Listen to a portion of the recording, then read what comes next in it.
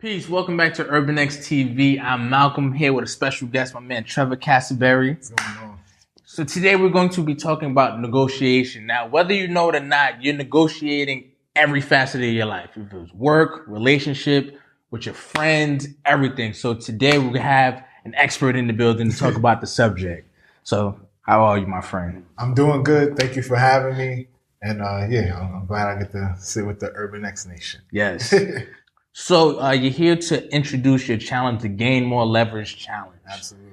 Now, I want you to first explain your background, and then I want you to explain what that challenge will entail and why it's important. Gotcha. So again, my name is Trevor Cassaberry, CEO of Cassaberry Consulting. We're a business and logistics consulting firm and now negotiation consulting firm, where we teach small businesses essentially how to scale and fill in those holes in their businesses. And three main holes that we help people fill is lack of manpower, lack of a marketing budget, and then a lack of automation and infrastructure. And the number one way we found that worked was, instead of trying to build out each one of those on most small businesses' small budget, was to just partner with another small business that had what they needed.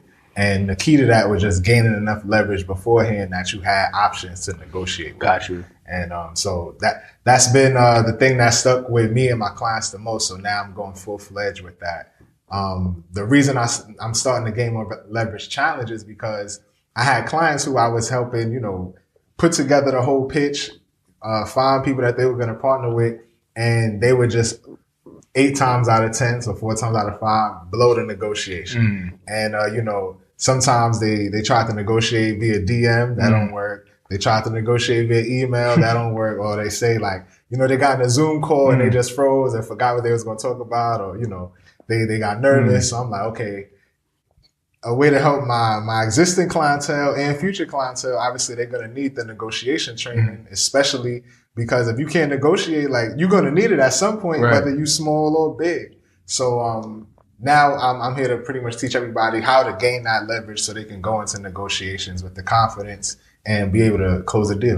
So first off, you're an author, 2 books. Yes, absolutely. The For the Hustler book series. Got you. So can you first go into those books and what inspired them and what the lessons that you feel like people will get out of them once they read those books. Got you. So For the Hustler Volume 1 was really for, the 50 lessons that I would have taught all of my beginning entrepreneur clients, because after my first year in business, my prices started going up. Right. But I didn't want to leave out the people that I started the business for, which is people who didn't have the money or the business acumen. So talking to my wife, who's a publisher and editor, her answer for any problem in your life is write a book. Somebody cheat on you, write a book. You get a new job, write a book. Yeah. So she just kept telling me, write a book, write a book, write a book. And I ran out of excuses. So eventually I had to just write it. And so that book got the top 50 lessons I would teach people, all written in slogans and quotes. It has a passage explaining each one, and then a blank page so each reader could figure out write down exactly what thoughts spark while they read. It's divided up into 4 chapters, which is mindset, which is the first thing you got to change for you to adjust to business and entrepreneurship. Facts. Then it's business, investing, and negotiation. Negotiation is actually the smallest section in that book, because I knew I was going to have to come back and teach, specifically investing, which is what For the Hustler Volume 2 is about, and then negotiation, which will be what For the Hustler Volume 3 is about. Got you.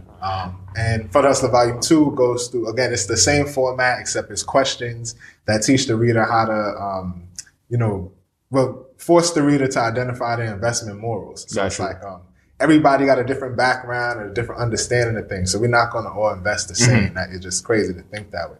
So, somebody else may like the security of dividends. Somebody else may like the security of blue chip stocks. Somebody else may like the risk and the optimism of penny stocks. So based on what your personality and your characteristics adjust to, you can literally go through that book with those blank pages and the passages, fill out, what side of each question you want. So, do you prioritize dividends? Or for real estate, do you prioritize residential or commercial real estate?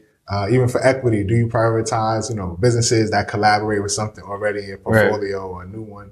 And, by the end of the book, one, you understand more about the basics of investing, and two, have, a framework of what type of investments you're looking for. Gotcha. So beginners can go into it easy. That's dope. So back to negotiation. A lot of people, especially when I first think of negotiation, first image that pops up into my head is those mob style sit downs.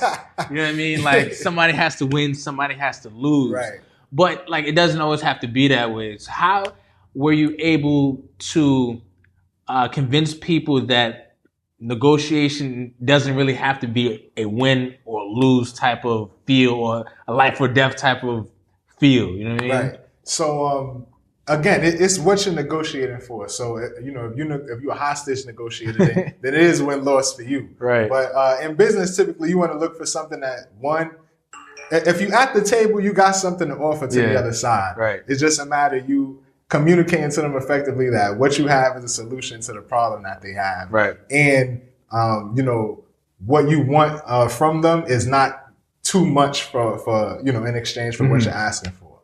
A lot of people, number one, just scared of negotiating. So most people only negotiate when they feel they really have to, which is usually when they got no leverage at all. Gotcha. So it's like, you desperate. All right, well, I'm on my last $2. Yo, can I try? It's like, yo, you should have negotiated when you had $200 and you wouldn't even been to this point.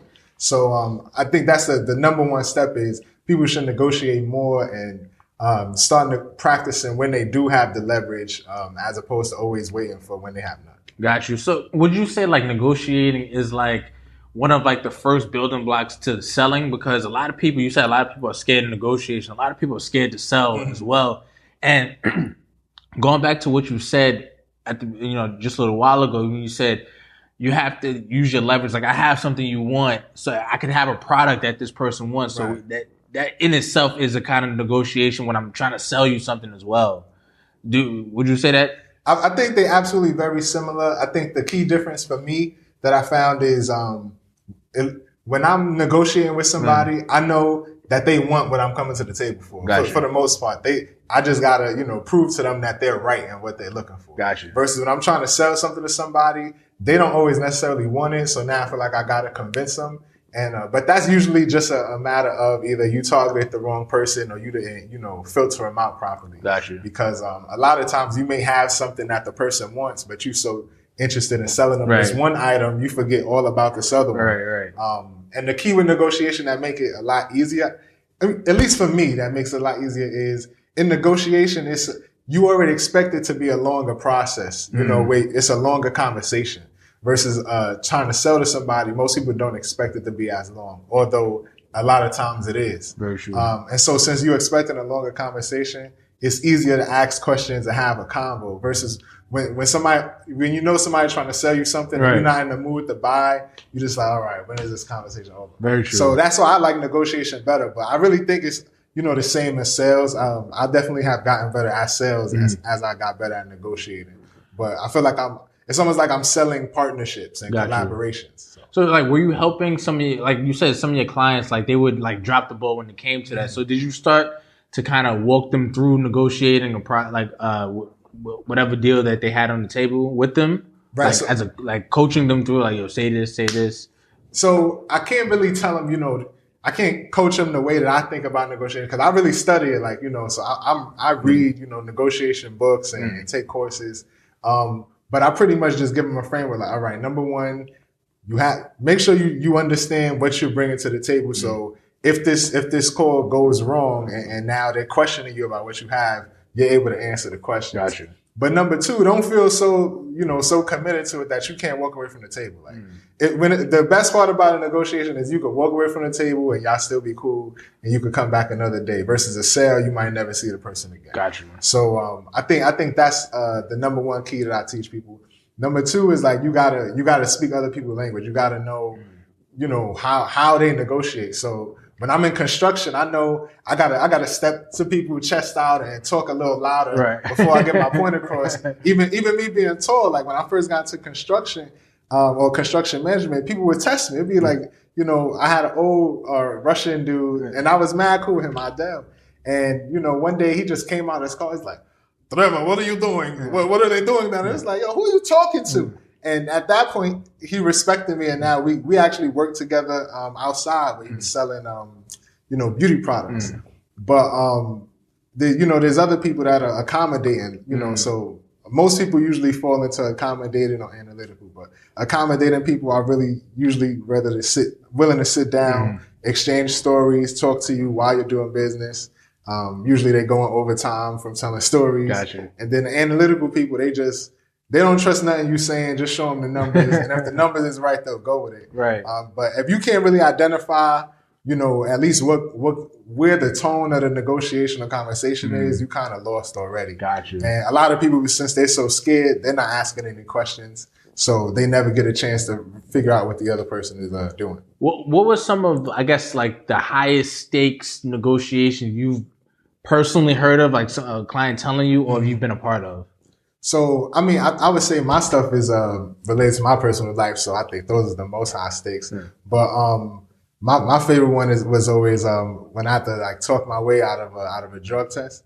So this is early in studying negotiation, and this was in like 2018 or 2019. But basically, the construction contract I was working on, a new company won the contract. It was a maintenance contract for the highways, and it just so happened, you put in your offer letter. I mean, they give you your offer letter online, you accept it, and the very next page of the funnel basically puts you on the page and says, you got 5 days to take a drug test. And at the time, I'm like, oh, I can't pass a drug test. Like this is the first engineering company to ever, drugs. I used to pride myself and say, engineers don't get drug tested. Right. So I'm like, oh man, like what am I gonna do? Right. And I was stressed, and I had to really figure out, okay, what do they want out of this contract, and what can I provide that they need? I knew I was the lead inspector on the project, right. And I was the first person that they were bringing over, and the plan was for me to train all the other people for the turnover. So it was like, all right, they definitely need me. And in the conversation, they kind of told me that. So I knew I had the leverage of instead of me going to my boss on the contract, I need to go to the boss of this new company and speak to him about the situation. But I can't just say, I smoked the weed, so I can't get in. So, and again, I was young, so I had to think of a lie. So I told them I was a Rasta because I had locks. and they went with it. And it just so happened, I remember reading an article, let's say like 6 months before, that said Rastafari was, approved or acknowledged as an official religion, either in New York State or the United States, whatever it was. And what I did was I told them, and again, this is another lie. Sorry I had to do it, but it worked, and I told them, I'm like, I went through this with my wife before, and they had a company that gave her a religious waiver. Do you guys have something like that? And they didn't. They started calling competitors in the industry to see if this paperwork exists. They couldn't find it, and the director of construction basically came back to me and was like, listen, we don't want to fire you or anything for this. So what we'll do is we could either push back the test or, we could bring you on as a private contractor. We'd up your pay. You lose the benefits, blah, blah, blah. And, I kind of had to negotiate those terms with them. We ended up just pushing back the test. We go through all of this, and probably like 3 months later, it was something else going on with the pay where it's like they were supposed to pay me more, but, it was confusion going back and forth. And basically, I got so mad, I just put my resume out there on LinkedIn and was getting a ton of calls for new positions. Wow. And I realized, they were fighting back and forth over literally $2.50 an hour, right? Wow. That's $5,000 or something like that. I get an offer letter from one of these other companies for $40 an hour. So it was like a 25% bump in pay. Literally, I come back the next day, I'm like, well, I already know that these dudes not allowed to match it based on the terminology in the contract. And they were ready to sit at the negotiation table with me and offer me the $40 per hour. Wow. And I was like, whoa, the contract don't even say y'all could pay me more than 37. And they're like, well, because we want to keep you, we can do this and that and that. And I realized they got all these different options to play around with stuff. And I'm like, whoa.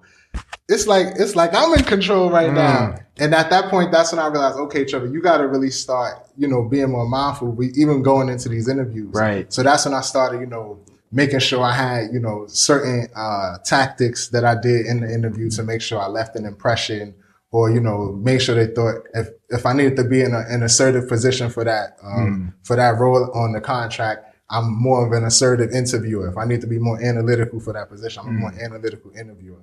So that's how I really started, just with job interviews. But as times went on, with my clients, it was pretty much, all right, do you have a digital product that you can put into this person's course? Because they're a course creator, right?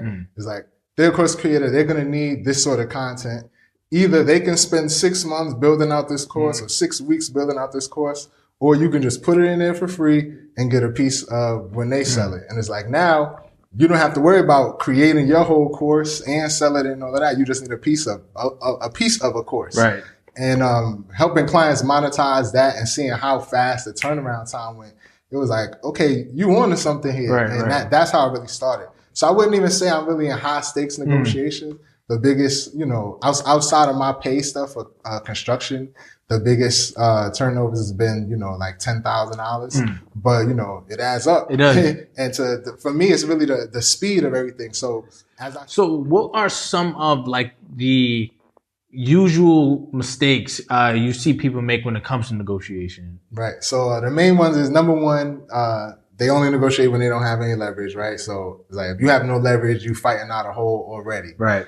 Number two, they can't identify the other person's like negotiation archetype or personality. So they don't really even know like how to speak to the person. And the third main one is like, when they want to reject something, they don't know how to reject it in a way to keep the conversation going. Ooh, so it's like, if I'm coming in, to offer a coaching package or a consulting package for a year, whatever, and I'm like, it's going to cost $90,000, right? And you say, well, my budget is only $70,000.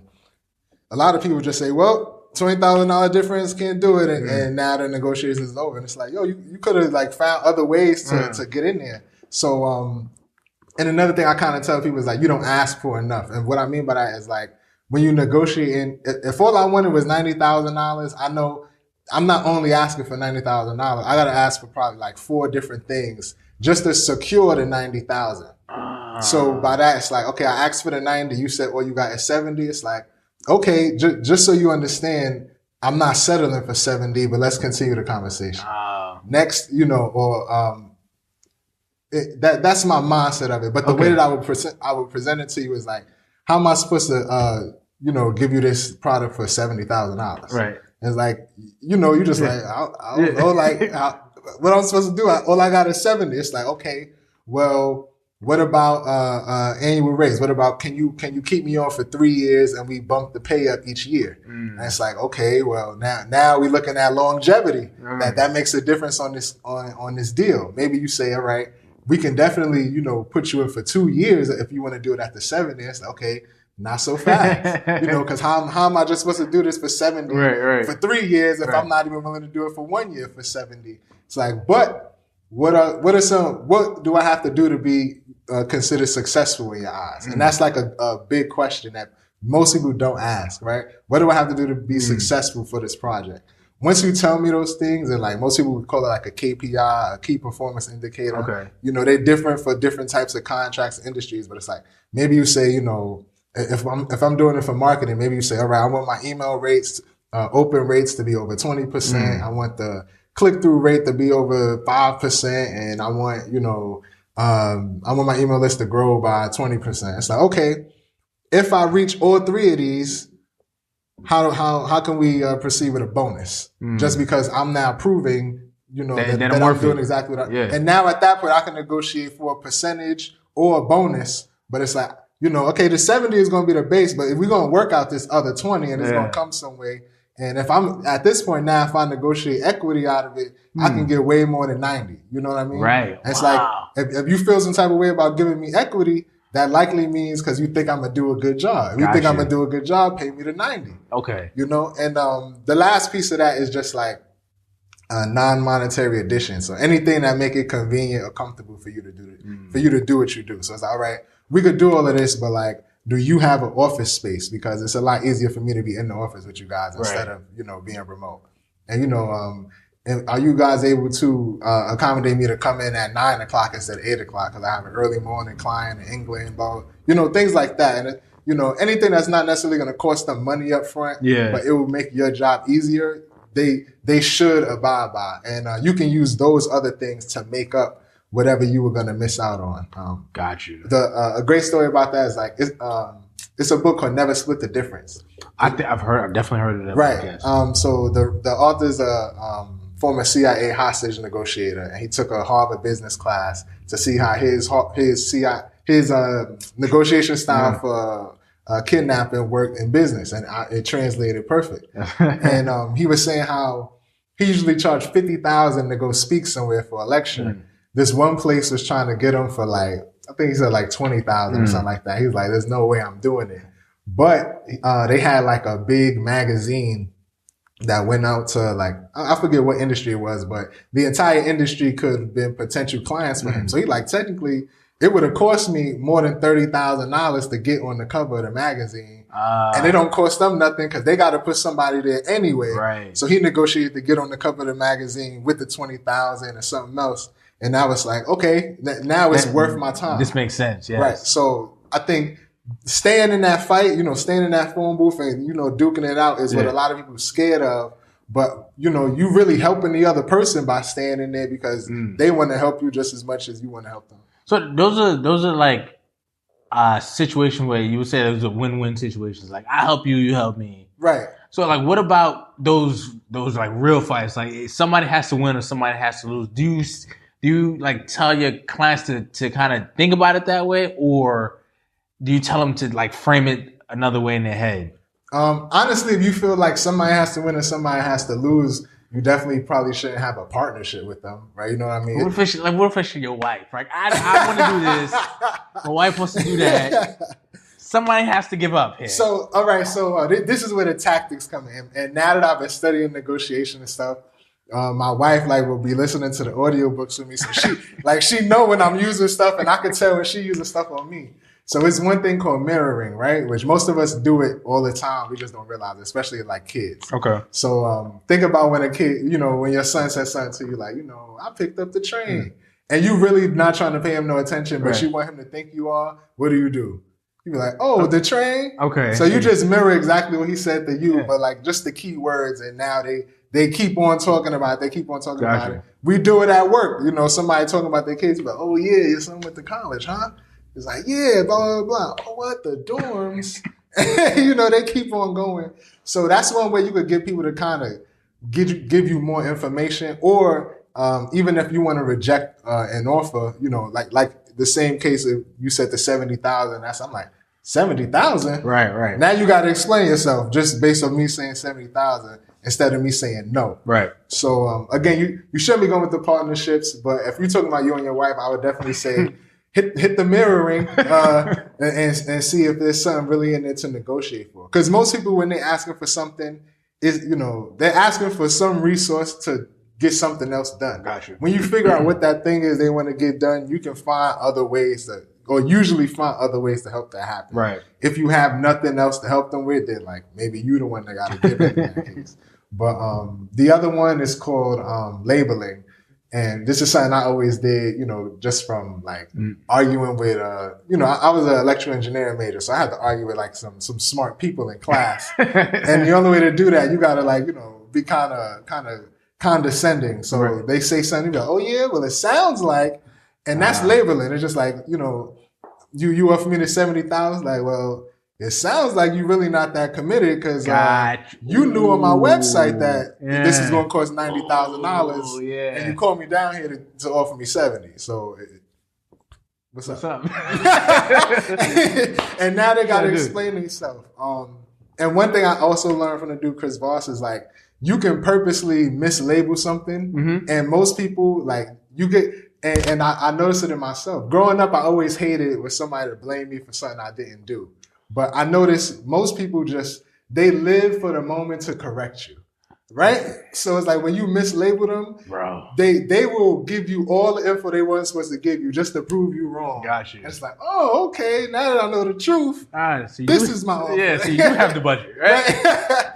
So it's like, I'll do that with my wife. I was like, oh, so really you can cook tonight. You just not trying to cook. That's why you're trying to get me to go. Okay. I'll still go order food, but can I get a scalp massage tonight? Because now I got the leverage. That's hilarious. So, mirroring and labeling is definitely the go-tos if you're talking about, for your spouse. So, okay, what do you tell people who feel like they might feel like they don't have any leverage? Mm-hmm. Like, what would you tell that person? But I mean, it really depends on what type of negotiation we're talking about. But again, if you at the table, you got some sort of leverage because they clearly at least think that you can provide something. Right. Even if you can't provide it, maybe you could find someone else who can provide it. Now you got leverage. So the way I like to define leverage, because a lot of people got different definitions. They say smart people make up their own definitions. I did that, and it's like the control of a resource that multiple people or entities think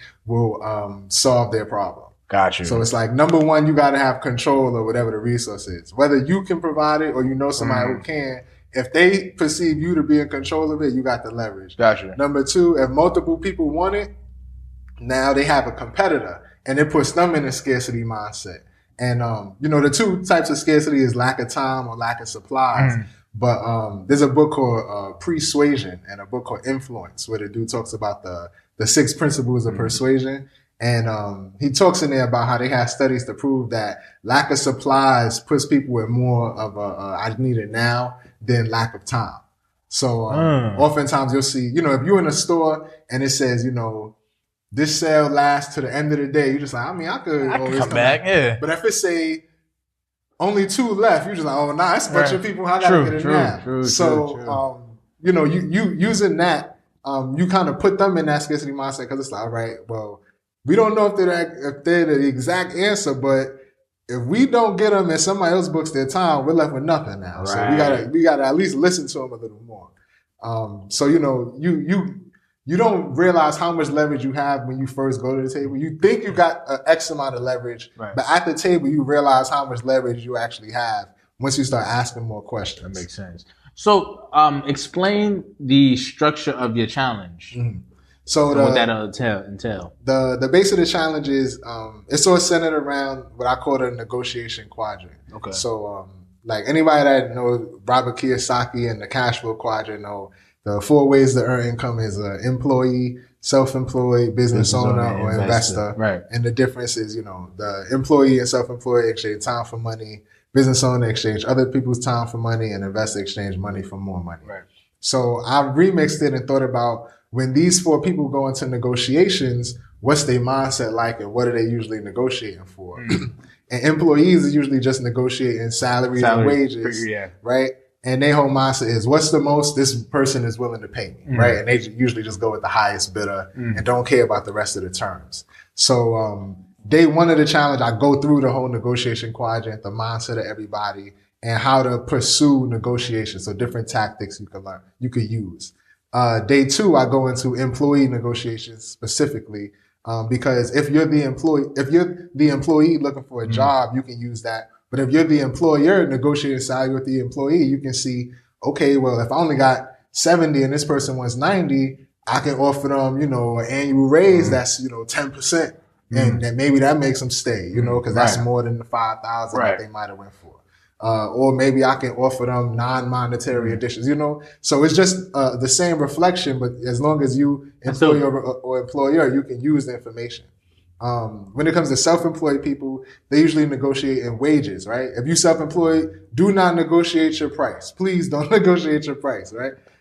So your price is your price. You can negotiate a contract, but not the price. Like they still know what the price is. Even if you do something pro bono, on the invoice, put it was 90,000 and then subtract 90,000, put you charge them 0. Gotcha. And self-employed people usually negotiate the invoices, which is when and how they get paid. So, gotcha. Maybe they'll allow you to book them through the website, or you could go to their Calendly, or you could text them, or you could call them, right? Or maybe they'll let you, pay through Zelle or PayPal or this or that. But they'll work with you. Even sometimes they'll let you pay half up front, half after if they like you. So those people, again, when and how am I going to get paid? You got, so day 3, I'm going through self-employed negotiations, which a lot of time that's sales. Right. So that's what we going through, short sales scripts, different ways to identify the negotiation archetype of the person asking or the client. So, the same way in a partnership negotiation is assertive, accommodating, or analytical, the person you're negotiating with. It's the same thing when you selling to somebody. Gotcha. So, let's say I'm selling a product that's $5,000 and somebody say, I'll pay the $5,000, but like, what happens if this don't work? They really an accommodating negotiator. They just want some sort of guarantee. Gotcha. And the best thing for you to do with those people is put them in your shoes. So it's like, instead of it's just like, how am I supposed to give you a guarantee when your outcome is literally dependent on what you put into it? Right. Like, I don't know how much you're going to put into it, how much you plan on putting in. And, are you fully committed? Go down that road. Yeah, I'm fully committed. Okay, if you're fully committed, then what's the guarantee? Right. If you fully committed, then you should be able to give me the guarantee. Right. And now they, what, you right. Here's the $5,000 because they was going to pay you anyway. Right. But they needed that last oomph. If somebody asks, can I pay half up front and half after? They usually analytical and they just like, let me see if I can hold on to this and do this with that money. And usually that person, you just hit them with, how am I supposed to give you a product of this caliber, right? And I'm not even for half the money up front. How is that supposed to work? Like, you think there's no expenses that go into providing you a high caliber product, right? And again, this works basically with high ticket sales. You're not going to do this with a $10 t-shirt. Gotcha. Maybe you could do it with. You're really not going to do it with like a $50 product. At that point, you haggling and bargaining. At that point, you're just like, listen, it's 50, man. Yeah. But no raises to the bottom one. Right. But a high ticket product, it's just like, listen, how am I supposed to give you this? What do you consider a high ticket price? It really depends on what you're selling. So $1,000 for a hoodie is high ticket, right? True. $1,000 for a course, I don't even consider that high ticket no more. Right. Yeah. That's a course. Right. A high ticket course probably like, I'll say 10,000, but realistically, most people probably like it's 5,000 high ticket to me. Yeah. But if you're selling a $5,000 product, you just got to know a lot of people want to pay some up front and some after because they really thinking about their pockets. When they bill hit, do they want to be still banking on the back end of this course? And it's just like, how am I supposed to give you this for half the money up front?